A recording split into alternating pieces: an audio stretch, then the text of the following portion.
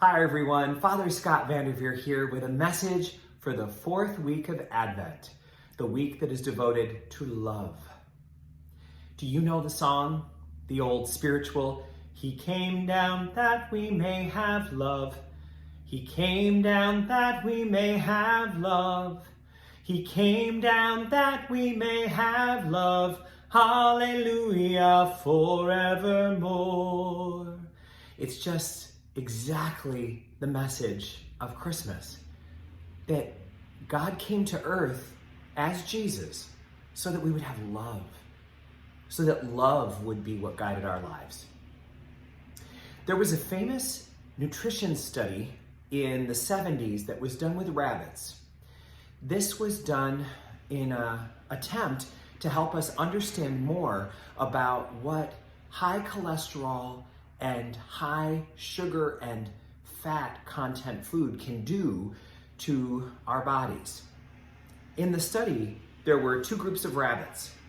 One group, the control group, ate a normal diet. The other group was eating a diet that was high in sugar, high in fat, and high in cholesterol. And then after a few months of this, they tested the rabbits and saw how it affected their health, to look at how their nutrition and their health were connected. Well, predictably, the rabbits that had the normal rabbit diet were expectedly healthy, and the rabbits that had the unhealthy diet were struggling and suffering. They had all sorts of the symptoms that you would have if a human being had that kind of diet. But there was one group of those rabbits with the bad diet that were doing 60% better than all the others. 60% better than the results of every other rabbit. And they did every kind of test to figure out, why is this rabbit not suffering the way that the other is? Why is this particular little group of rabbits in this lab doing better? It took them a long time to get to the bottom of it until they made this discovery. One of the research assistants was an animal lover. And so when she would go in to feed the rabbits, she would stay an extra hour than all the other assistants would. She would pick up her rabbits and she would pet them and coddle them and speak lovingly to them. Those rabbits had 60% fewer health problems than the other rabbits with the identical diet, because they were loved, because they were shown love and kindness and peace and mercy and grace. Those rabbits were completely changed by the gentle tenderness of a college student who happened to care about them. That meant that diet was not the single most important thing in their life. Love was. Subsequent research has shown this over and over again.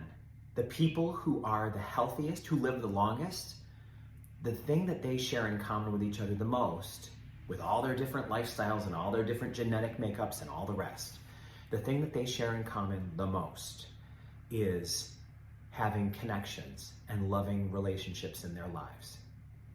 That's what it is. There was a 104-year-old woman who was interviewed about her longevity in life. Her name was Rachel Lehman.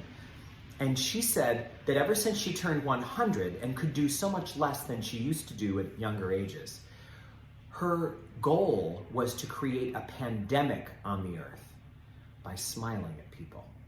She said, I just want to create a contagious chain reaction of smiling and loving, of being as loving and as friendly as I can be. She said, I know that it starts a chain reaction. I know that there will be a domino effect.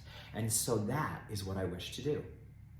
I wish to unleash happiness by smiling at other people.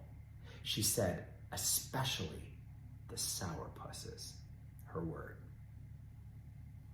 We have a pandemic on our hands here, but there's the chance to have a pandemic of a totally different color.